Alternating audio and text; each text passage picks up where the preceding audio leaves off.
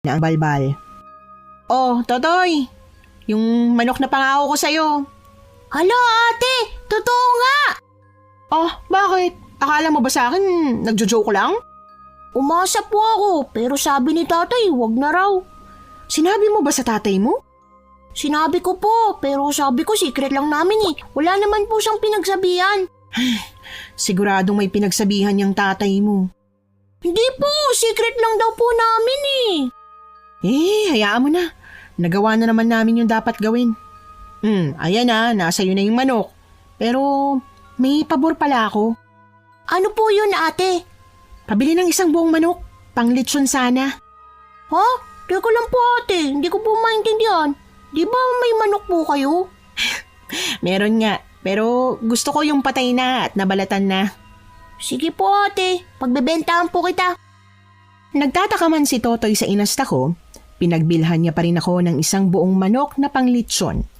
Pagkatapos ay umuwi na ako at nagsimulang magluto ng pansit habang nililitsyon ng manok. Habang nagluluto, narinig ko ang masayang bulalas ni tatay pagkapasok ng gate.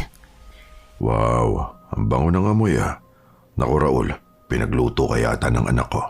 Huh? Bakit niyo naman po ako pagluluto? Ano ka ba? Birthday mo ngayon, di ba? Sus, hindi nga po naalala ni nanay, si Amanda pa kaya? Nandyan na pala kayo. Nagluto ako ng pansit. Happy birthday, Raul. Talagang pinagluto mo ko? Nakapangako na si tatay na lulutuan ka eh. Hindi ko siya nakitang nagluto, kaya ako na lang nagluto. O, di ba? Sabi ko sa iyo, hindi makakalimutan ni Amanda ang birthday mo. Salamat ah. Tara na, paluto na tong litsyong manok. Naglitsyon ka talaga? Hindi ko naman makakain yan eh. Huwag ka mag-alala. Hindi tayo nag-alaga niyan. Binili ko kila Toto yung manok. Aha? Talaga? Oo nga. Pero kung ayaw mo kumain, edi bahala ka. Ay hindi, kakain ako. Mabuti kung ganun. Nagsimula na kaming kumain pagkaluto ng litsyong manok.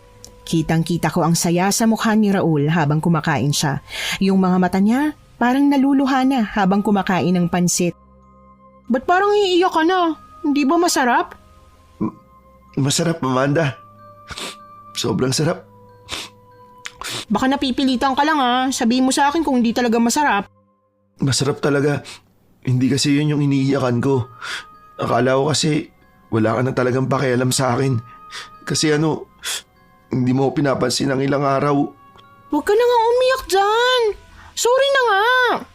Ayan, huwag ka na umiyak. Para kang tanga. Babe,